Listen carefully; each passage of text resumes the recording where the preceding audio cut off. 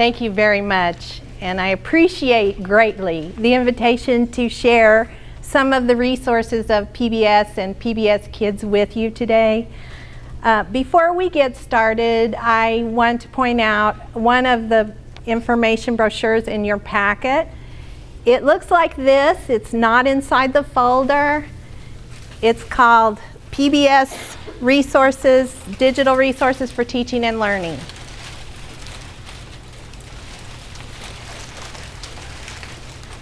Now my phone number is on the back of this brochure, and I welcome any telephone calls or emails from any of you at any time. I hope you will look at WSIU and your local public television station as your partner in education. Now, the reason I wanted to point out this particular publication is because when you get online with the public media websites and social media and blogs and podcasts, you will find that there is so much, because this is a #1 destination of nonprofit organizations. So it's a vast domain of public media resources, and sometimes because it is so dynamic, it can be really difficult to navigate. So this brochure is kind of a navigational tool for you. And if you forget, where am I going? Why am I going there? I've sort of put those destinations into categories for parents, for teachers, for students, for children, etc. And hopefully this will help you. Okay? Now, we're getting started about 20 minutes late, so can you give me an input about the time for this presentation? We thought we might just shorten lunch a little bit. Okay. We might not need a whole hour for lunch, so take whatever time you need and we'll just work around it. Okay, I am wearing a timepiece, but I need a volunteer to give me a 15-minute warning. Sure. Okay, and so we're going to go about an hour, is that correct? All right, great. So, good morning, everybody, and thank you for being here. And it is my honor to share the public resources with you. And I consider you to be the educators who prepare the new generation of teachers, and then they, in turn, will spark the curiosity and guide children in exploring their universe. During the next hour, I will lead you on a journey of discovery about PBS learning media and hopefully provide inspiration and challenges that you can take back to your teacher candidates. First, we're going to watch a quick video. Or not. There we go. Is that loud enough?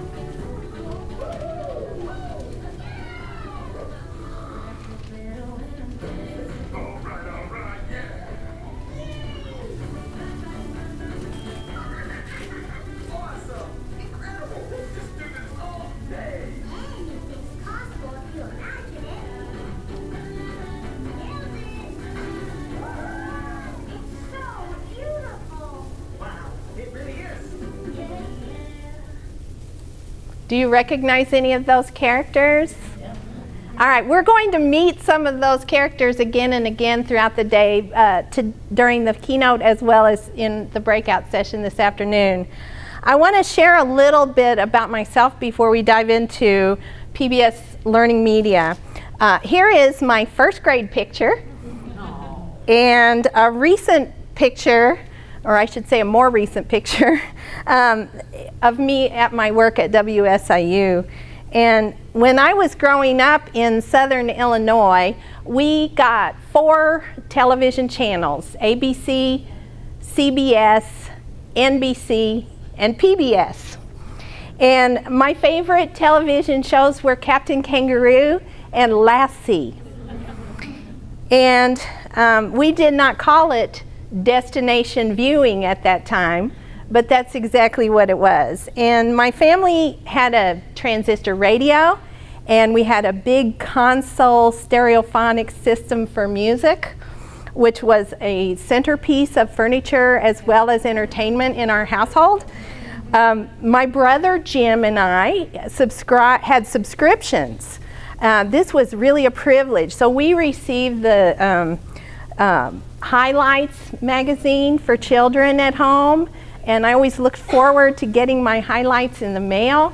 And we also had the weekly Readers Children's Book Club. So how many of you recall that? We received a book, a brand new children's book every month or so, I think, in the mail, and that was such a thrill. In my childhood, I played outside a lot with the children in the neighborhood, and I didn't really know much at all about the world around me except for, like the world outside of my neighborhood and my immediate community, except for what I saw on TV.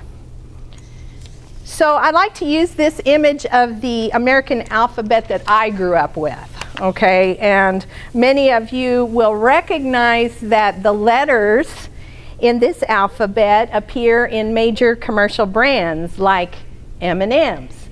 And what I find in my practice is that children often recognize the letters because they know the products that are represented by these letters. So we have, I won't quiz you on all those, but you can see easily that we have Bubblicious and Eggo, and I know all the jingles, and I know all the advertising slogans that go with these letters and these products.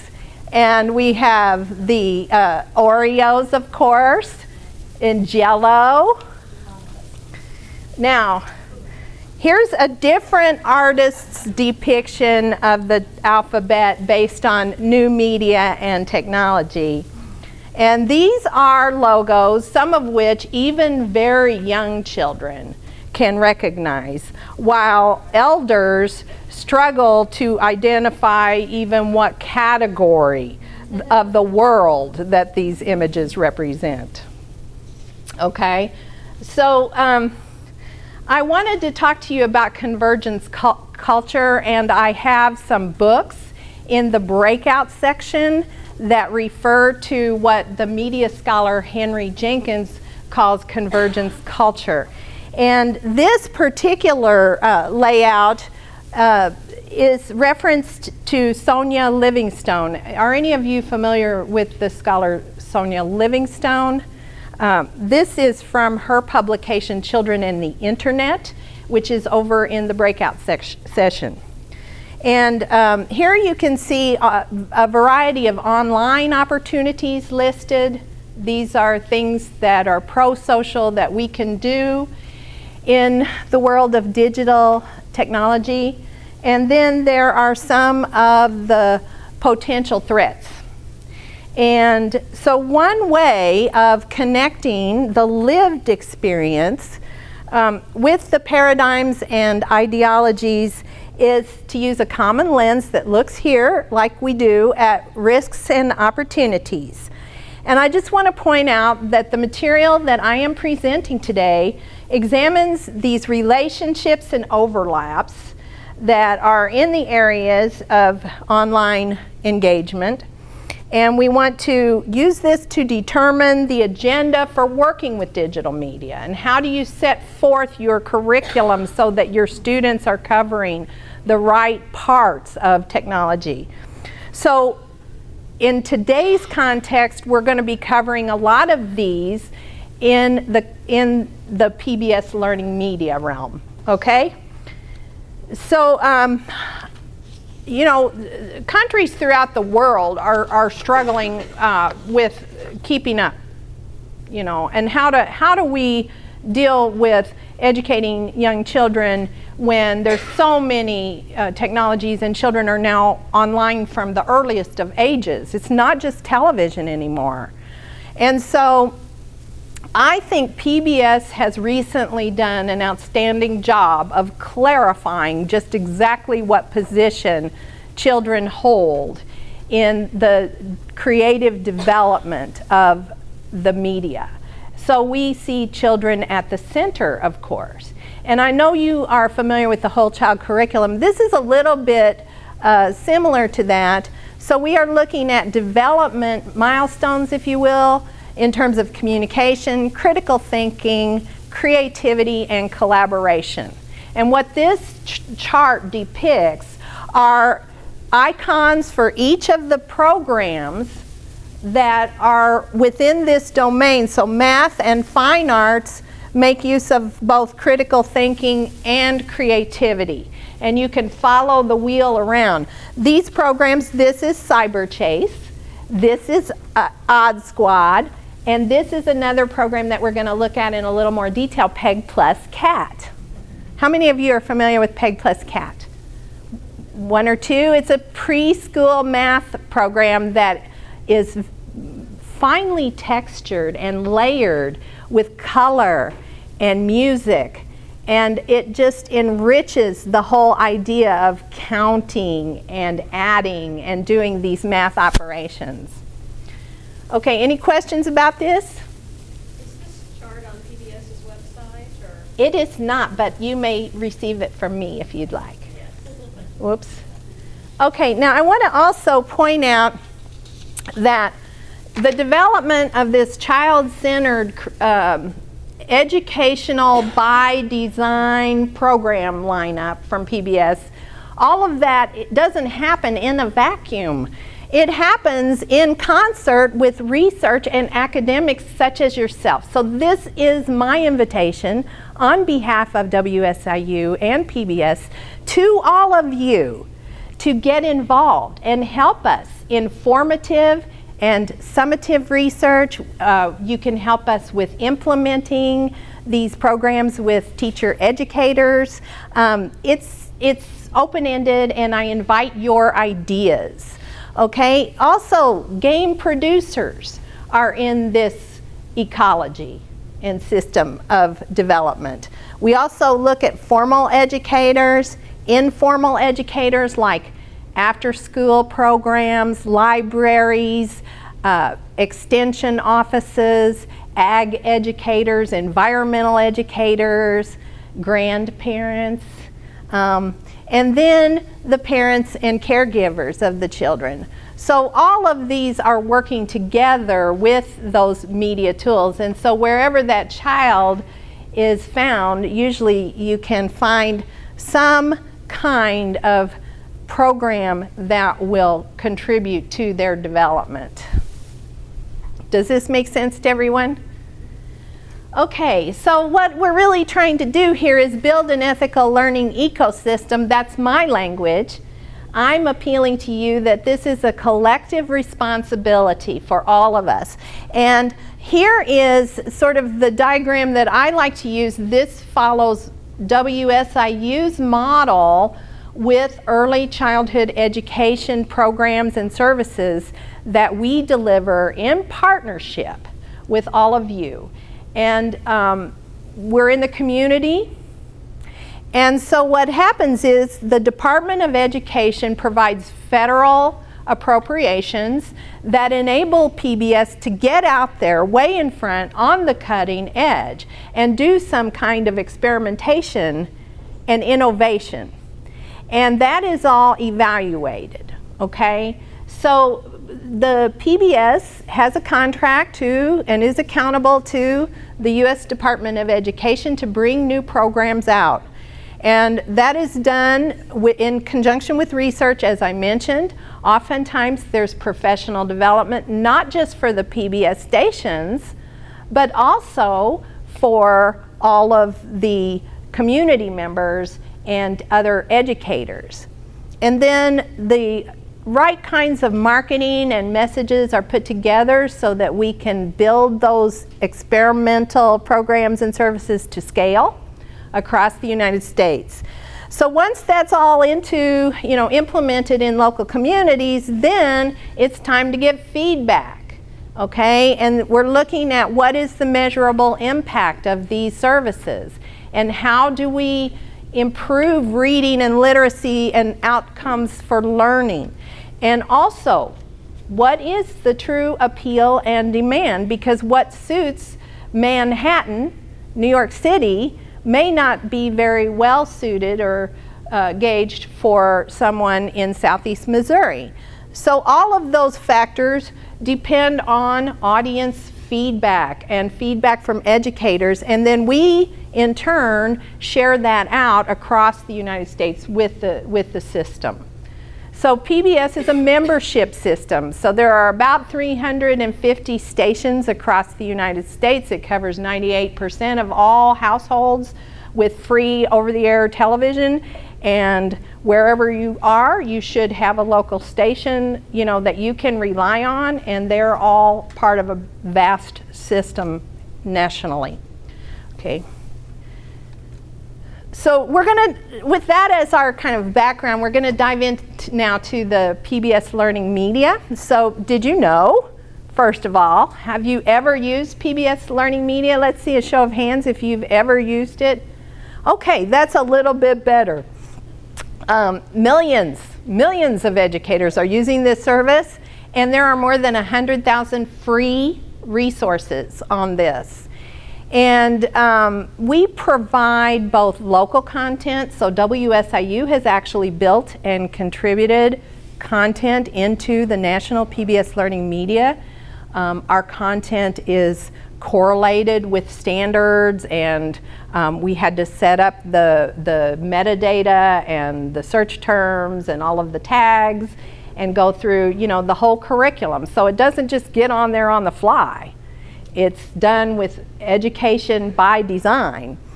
And it does show in independent studies that it can improve both teacher effectiveness as well as student achievement.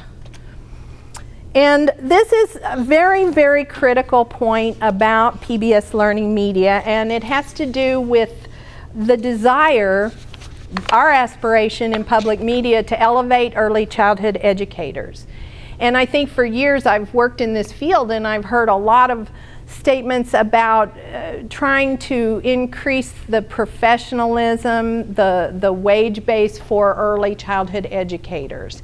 And PBS has a huge supportive role to play in this regard. And one of the reasons is because we offer content that's free to everybody, and it's always really high quality. I'm so impressed every time myself when I go out looking for something and I find just what I needed. So there's more than 1 million monthly users who get on the PBS Learning Media, and it continues to grow. In terms of community building, one of the very exciting things that's happening right now is a pilot test of ed camps. So how many of you have heard of the ed camp model? So some people looking like not so much. Do you like it? It's actually happening, it happened last Saturday. It happened last Saturday. Did you participate? I was not able to, but okay. It sounded really exciting. So these are experiences where participants actually learn from each other. So instead of a lecture style delivery, it's much more of a peer-to-peer networking kind of experience. And it does require a little bit of finesse. But we are developing pilots to discern what is the best takeaways and what needs to be reworked in terms of these ed camps, and we'll be offering those free ed camps. In addition, we have some really exciting new professional learning. So you're going to see, I think, some references to this when we go into the system. One of those is the Media Literacy Educator Certification. So, some students particularly those perhaps who are non-traditional age, may prefer to have like the certifications or additional work beyond their initial license or their initial degree. And so that's where these certifications, and sometimes you hear about badges, but that's where these come in. The Media Literacy Educator Certification is several hours. It was developed by KQED in San Francisco, and it is being endorsed by like the National Association for Media Literacy Educators. You know, it's really a good standard there. Also, we are offering virtual professional development, such as playful learning with technology. And we're going to get some of that this afternoon. And then I'm excited to talk about this new way of recognizing excellence in early childhood education, and that is the early learning champions. And I'm going to reach out to each of you, and if you have an interest in becoming an early learning champion with PBS, please come and see me, and we will talk about that. So that is a brand new program that PBS is implementing. Okay, and the types of professional development more specifically include facilitated courses, self-paced courses, and digital technology training and events. And we're seeing more and more of these sort of hosted events and with guest speakers, and it's all online. And Heath and my husband and some of us were talking about the Zoom conferencing and the experiences with that. So you can look for more of that to come. The good thing is almost all of it is free of charge. All right, so what I'm going to do now is shift into the online environment so that we can look at some of these resources together. And I'm going to start with some of these websites that have to do with professional development. So bear with me because I'm a little bit challenged. So before we go into the system itself, this is what I want. Okay, this is the professional development page. It's like a landing page for PBS Learning Media. And here you can see, if you scroll on this page, you can see the different course offerings. So an example is Teaching Math, a special collection from Annenberg Lerner for grades K through 2. It's 45 hours. It's a graduate level course and it begins in June. And these are some of our facilitators for these courses. And here's a list of some of the other upcoming courses. WSIU ran a cohort of early childhood teachers and students with the Raising Readers courses, and those were at the undergrad level. So those are the only courses that I'm aware of on this service that are not graduate level courses.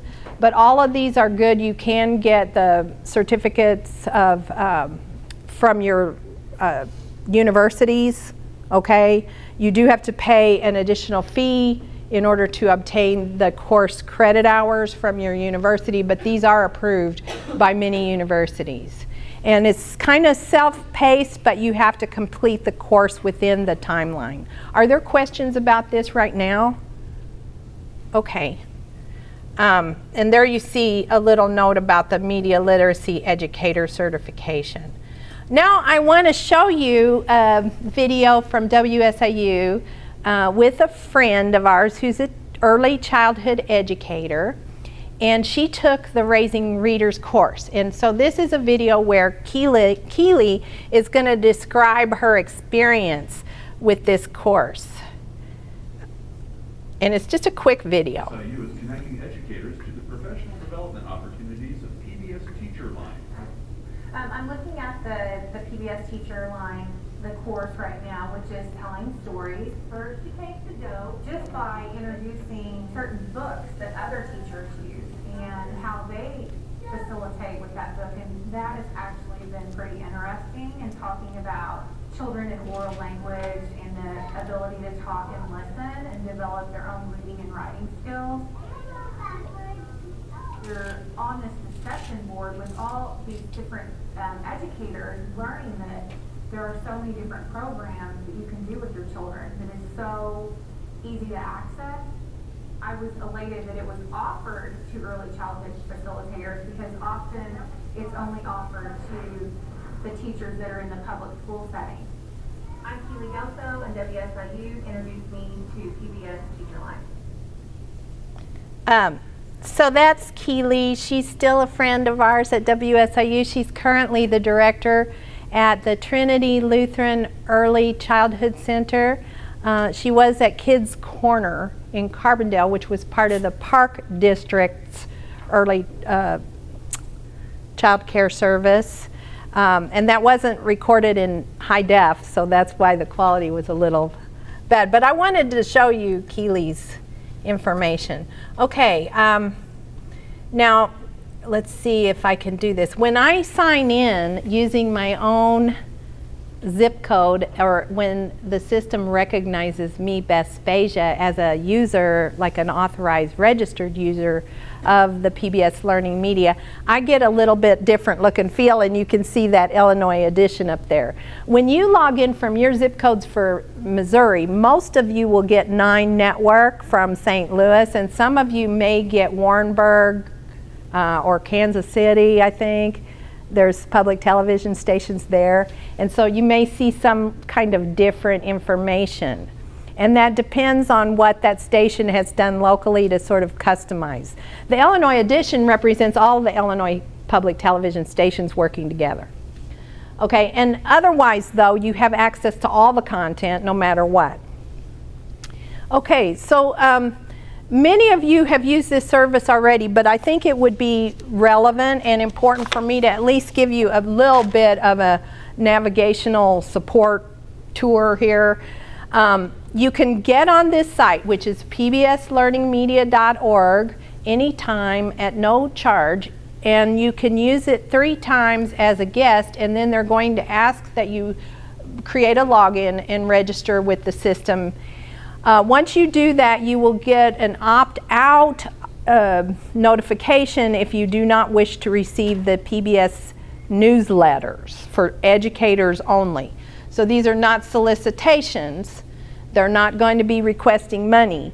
They're going to be updating you through email with different things that happen. Some of you may already have this, right? Am I pretty accurate in my description? Oh, good. Oh, good. I never always know these things. So, yeah, so you can create an account, and once you do that, then you can save your resources, and you can, determine which ones are your favorites, and you can share them with all your friends.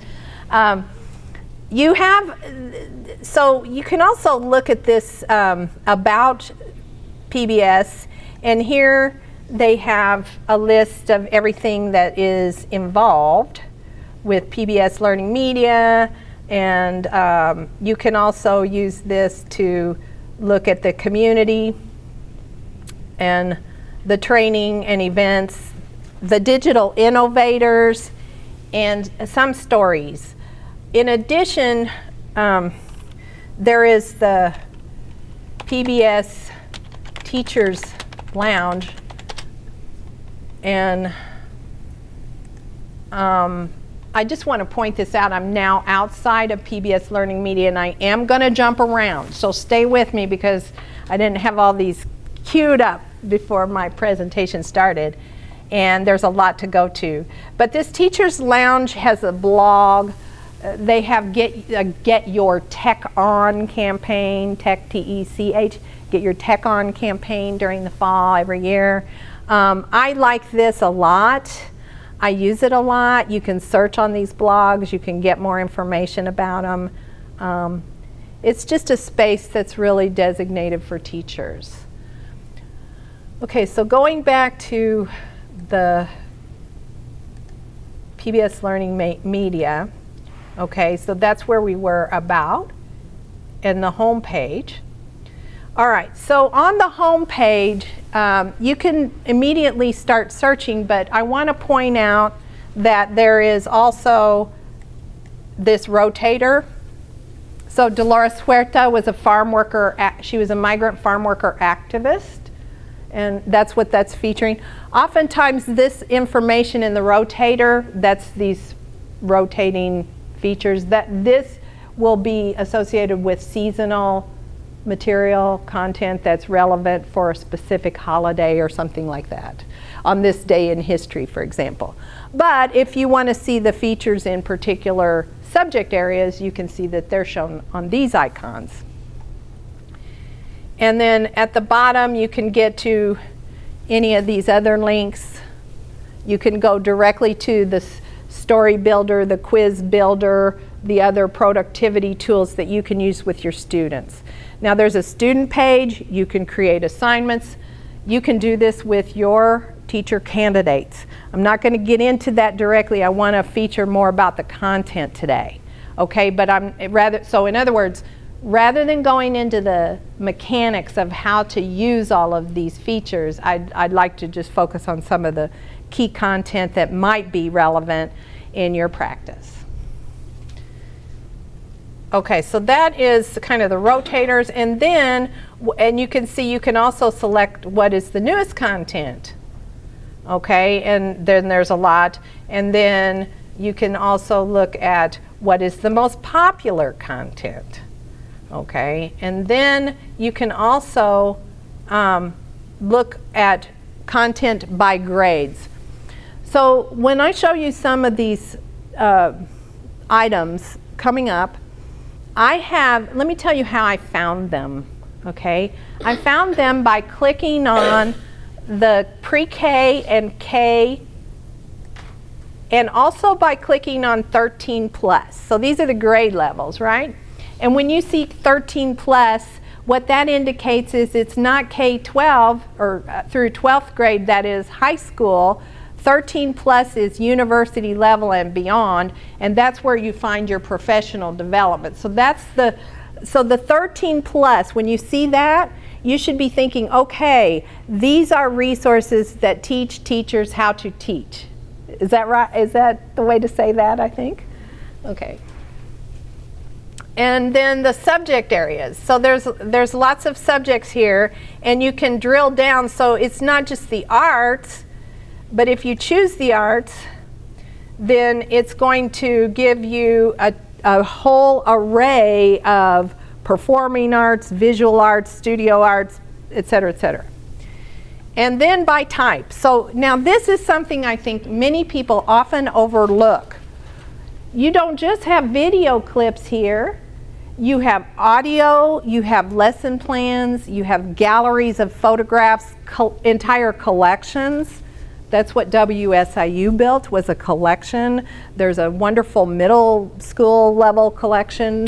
There's lots of collections. There's web page. There's these interactives with the kids because that's like video games. So you can give an assignment and they get to play a game and then it's evaluated. Okay, the images, the still images come from things like NASA, the National Portrait Gallery, private art collections from the United States and Europe and Asia. It's really fabulous. And so don't overlook that maybe you want just the right picture to explain a difficult concept. Okay, and that's how you should think about PBS Learning Media often, is if it's cell mitosis, or if it's how a seed once planted begins to sprout and it's hard to visualize those, use this to help really illustrate concepts. A tornado, what is weather, wild weather. Well, we don't want to go out in the wild weather and be a storm chaser. We want to show it, and that's how this tool is really powerful. All right, so if I want to search, I just type in my term, but I think you will end up with lots and lots and lots of resources. So you should narrow it down. So your sequence should really be about what grade levels do I want, or what type of image. I mean, you can do sort of random and then narrow it down each time you search. But if you're in a rush, put as many of those filters on there as you can the first time. Does this make sense to everybody? Any questions about how you might operate this? If we use an image in our PowerPoints, then are we free to cite it? I mean, how do we? Ah, that's a good question. Let me go to the next one and then you can see, okay? Let me go to, so I don't have exactly the right windows open, so just stay with me, okay? Well, you maybe get to that later. I just don't want to. Um, Because I'd like to utilize it and then I How don't to know. device, reach device. Okay. Let's see if I can make this work. Yeah, okay. I'm sorry these aren't already open. It's not working that well with my hyperlinks because I was logged in Illinois, though. And even our trick worked for one, but it didn't work for all, Julie. Oh, to find your location. Okay, so now now I'm going to get to your question.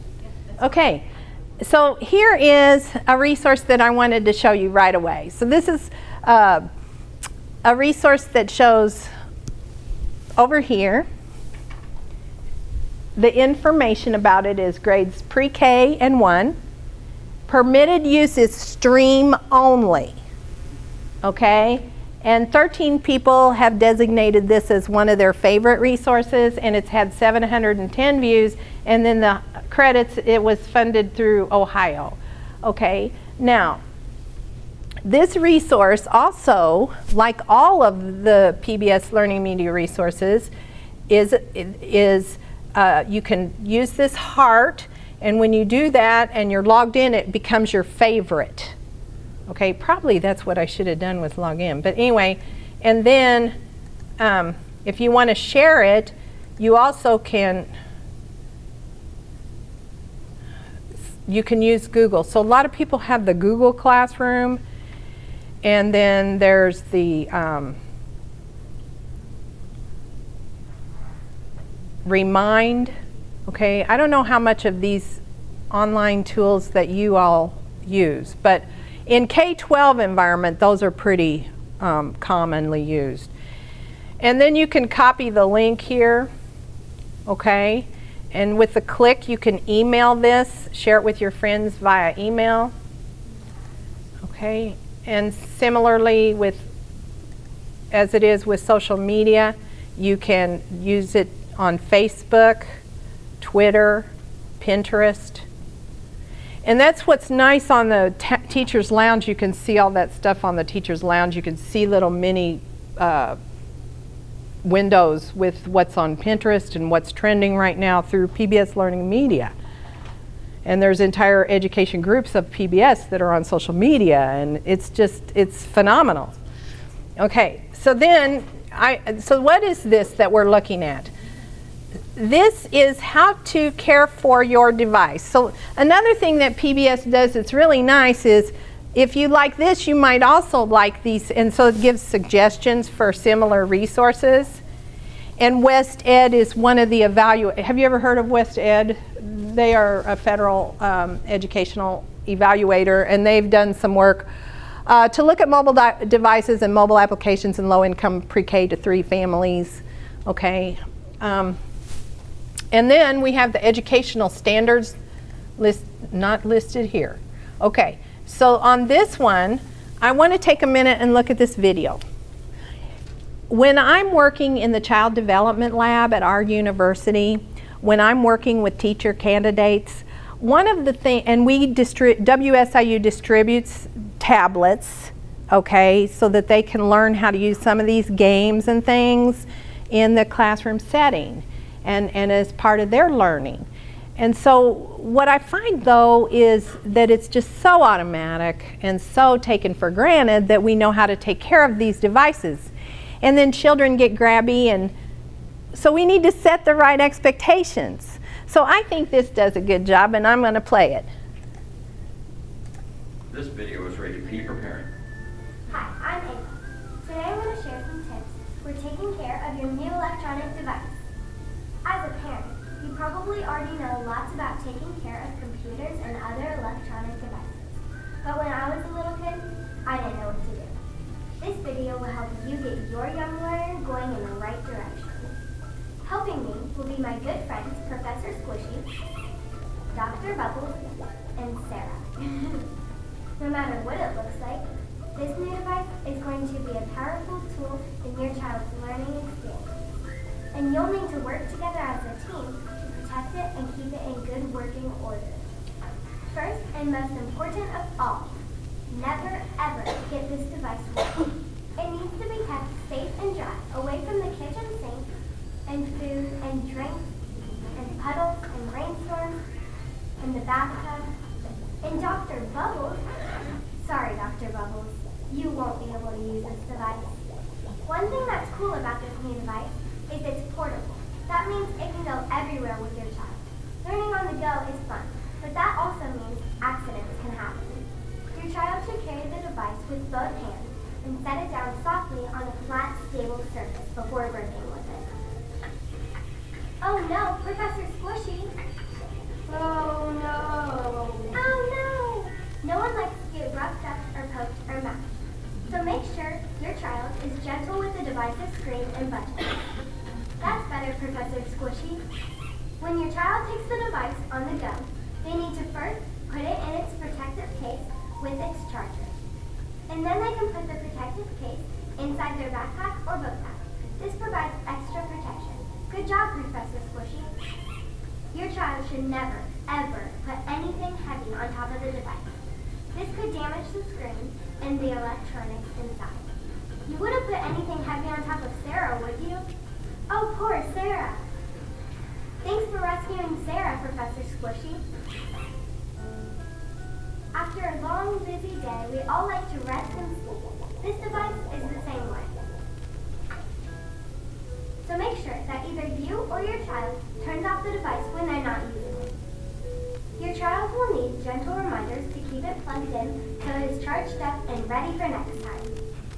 They may also need your help to plug it in snugly and safely. Finally, if it is a school-issued device and something does go wrong, don't panic. Report any loss, damage, or problems to your child's teacher right away. To learn even more about the care of your specific device, visit your school's website. Now it's time to recap. Make sure the device stays safe and dry. Be gentle when handling it. When the device and the charger travel, they need to go into the protective case. Don't put anything heavy on top of the device. Turn it off each night.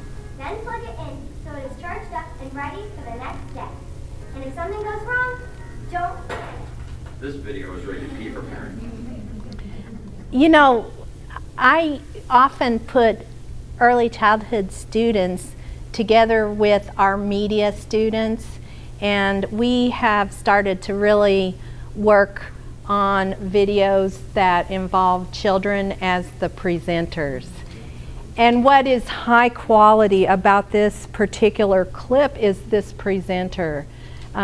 Clearly she's able to read and has a script, but in a very natural way of doing it.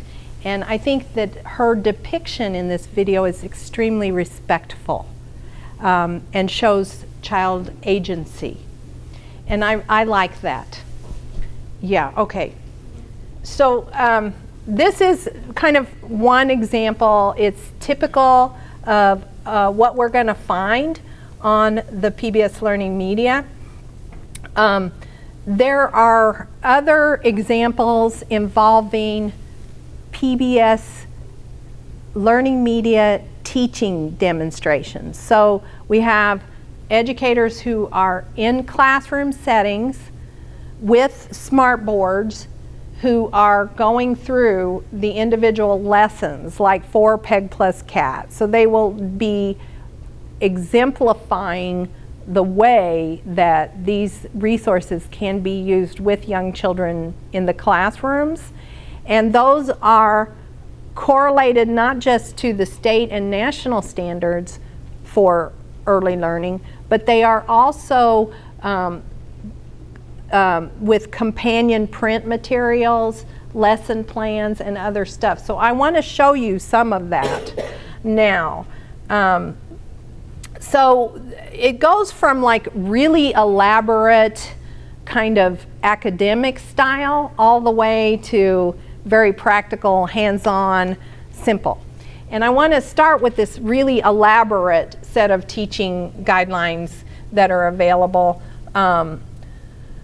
from the Boston University, and this is going to be hard for me to get to it, so I'm really sorry. I'm going to try.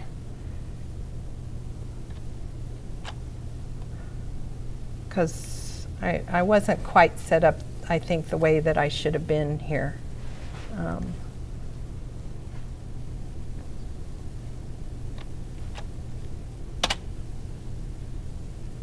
Maybe? Ha ha. Okay, now that makes me happy. All right, so here we have, so this is what you see is, this is a resource about counting, cardinality, and addition at the kindergarten level, and this resource is teaching tips, and it's part of the PBS Kids Lab, and it's a collection. It's part of a collection, okay? And we can look at, this has support materials, and so these support materials include send home letters to parents.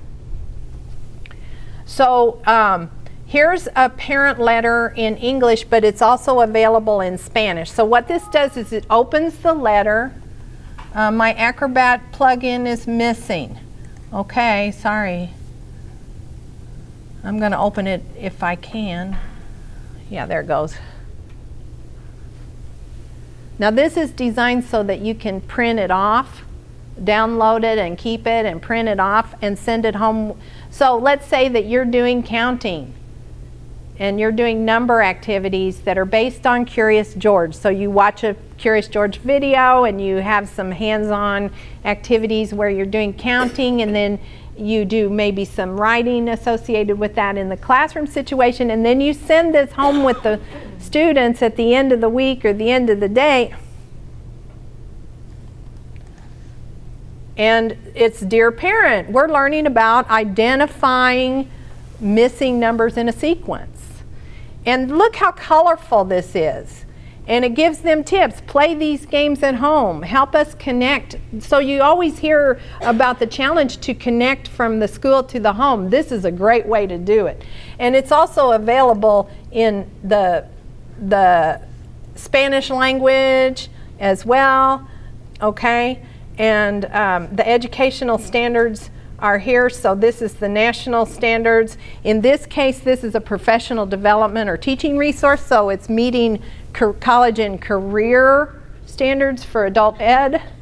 And then the state standards, again, I'm not logged in, so I should have just logged in.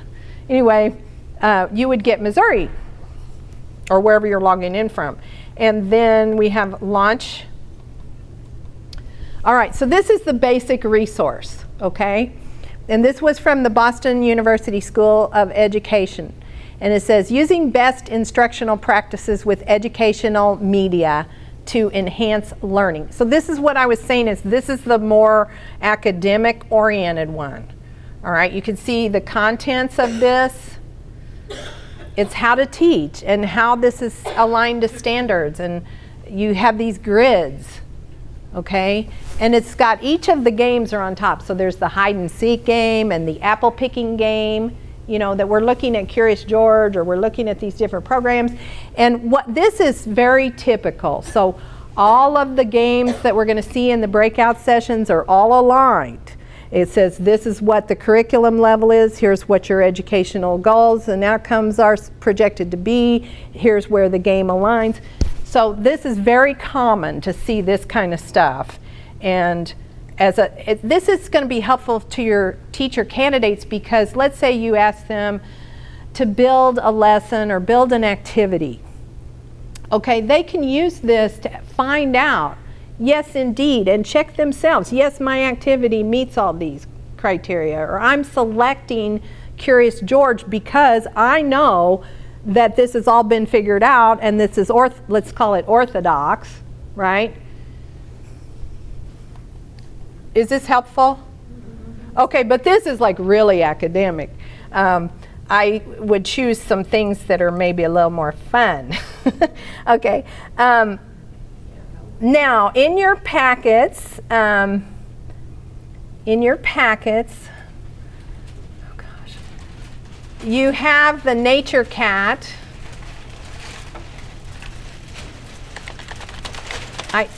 This is not good. Let's see, PBS.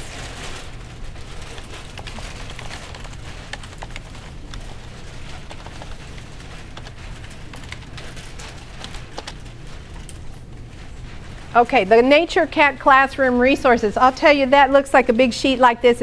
I don't think it's in your folder. I think it's outside. Also, that stuff, I apologize, is not in any kind of order, but I think it'll be of interest to you. That's why it's included in your packet.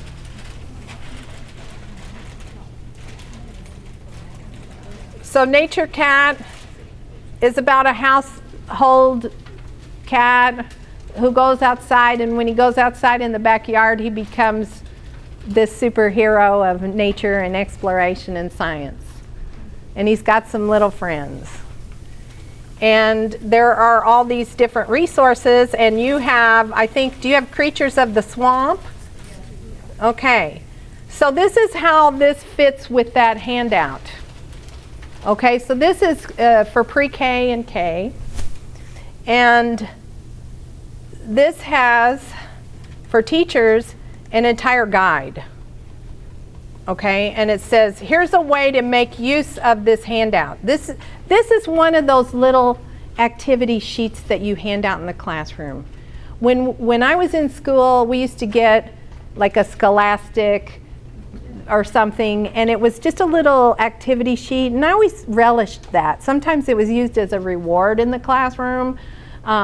And you could do these puzzles, and they were kind of fun. It was breaking up the monotony, right? And so that's what these are. And we have packets of these to hand out to the whole class, and then there's a teacher's guide here that goes with it. And it suggests that the big idea is swamp creatures in Nature Cat and in the wild, and it should take 30 to 40 minutes if you do the whole thing. And the way you do this is you watch a video clip, and then you use the class set of Creatures in the Swamp, and here's the procedures and the review, okay? And then on here we have that page, which you can, now back to the copyrights and uses. Back to your question.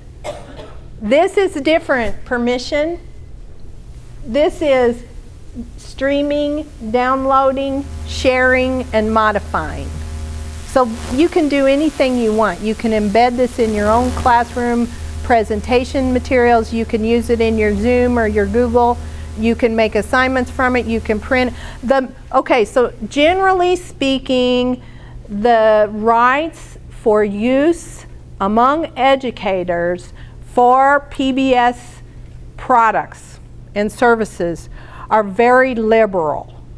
So if something is being broadcast, you can record it off the air. Let's say you want to watch Little Women and you want your students to watch it. You can record that off the air and use it in your classroom for up to a year after the broadcast date. Then you're supposed to discard it. Okay, so that's the broadcast rights. Otherwise, it is typically okay to take any of these materials and print them, distribute them, as long as it's for educational purposes. Some of the production rights for the original source were not that liberal on these, and that's why it says stream only, okay? Or it may be currently in broadcast rights. So if they go off air, off broadcast rights, then usually you can do anything you want. But if they're still in broadcast, they're not quite as liberal. Does this make sense? Do you understand about the rights? Are there questions about the rights? Basically use it as you want and hope that you don't get caught. All right. So we just have a couple more minutes, and I want to point out this Ready to Learn. I mean, we could do a lot of fun things on PBS Learning Media. There's no question about it, and I could go on for 2 days. I love that browse standards link in the left there. I was just yes. around with that because a lot of times our students will get assignments or their cooperating teachers will ask them to teach on a specific standard. And that's really cool that they can go on and see all the resources related to that standard. And even the pre-K, when I went on it was the Head Start. You could find the Head Start. Yes. standards. Thank you very much for pointing that out, Julie. That's really good. Okay, I want to show you the Ready to Learn collection because this is really the gold. This is the gold. Okay, this is what is the engine that drives development in PBS Kids, right here. I mean, we work with lots of independent producers, and there's lots of properties that were commercial that come over to PBS or they were in Vision. You know, the producers have to do a pitch to PBS and to other distributors, Nick Jr. and Disney and everybody else, and sometimes it just lands in our lap. But unlike that scenario for development, Ready to Learn is funded through the Department of Education, so everything in here is only done and created by design, and it's very well documented and very well researched. So this is the gold, and this is your package right here. This Ready to Learn 2015 to 2020. WSIU has been a part of Ready to Learn since it began. It began in the early 1990s with Sesame Street preschool education program. And by the way, Sesame Street is now in its 48th season. So maybe older than some of you. And it's older than many of the television programs that have been broadcast. So All in the Family, As the World Turns, those, MASH was on for a long time, but Sesame Street has actually outlived all of those shows. All right, so there's tons of stuff in here that I want to just mention. So I'm going to wrap up now. If I can get to my presentation again. I hope this has been just enough of a taste to wet your whistle, so to speak. Kids learn all day, every day, in every kind of context. PBS and member stations are part of the learning ecosystem, partnering with parents, teachers, and the entire community to help children every step of the way. In an ideal learning ecosystem, learning is happening in all places at all times. And it takes advantage of the many ways in which children learn and the many ways in which parents and teachers and other adults help children learn. We know from research that when parents get involved in their children's education, children do better in school. And that when parents and teachers work together, children learn even more. And so teachers and adults can take advantage of that and rely on PBS content knowing that it brings this strong foundation. For our nation's most underserved communities, it's critical that we build the kinds of partnerships with families that support and promote this learning ecosystem. PBS is really a connector. It's at the center of those kinds of partnerships. PBS videos give kids with fewer economic resources more opportunities to learn about their worlds, way beyond their own neighborhoods. The learning ecosystem gives us yet another way to narrow, if not eliminate, the opportunity gap. As part of the learning ecosystem, parents, teachers, the community, and PBS stations are working together to help all children succeed, especially those that need it most.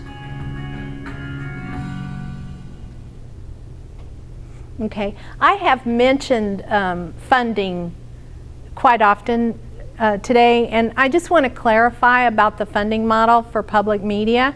So we have a really diverse set of sources for funding, And in terms of public contribution, the tax base that supports public media is about under 30 cents per day, okay, total.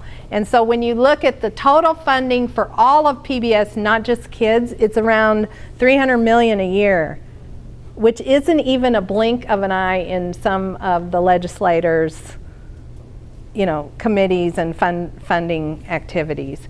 In fact, our governor candidates are worth more than that individually. So you hear different things about the funding. I just want to say, though, we do a lot of fundraising with corporate support and partners. We also have donors and individual members, and then we have some support from the government, and that really relates to making free over-the-air media accessible to all Americans, no matter what your means and no matter where you're located. Okay, I hope that's clear so that you can feel confident about where all that's coming from. And I just want to wrap up with this from Fred Rogers, and I thank you very much for the honor of getting to know you and sharing what I know a little bit with you today.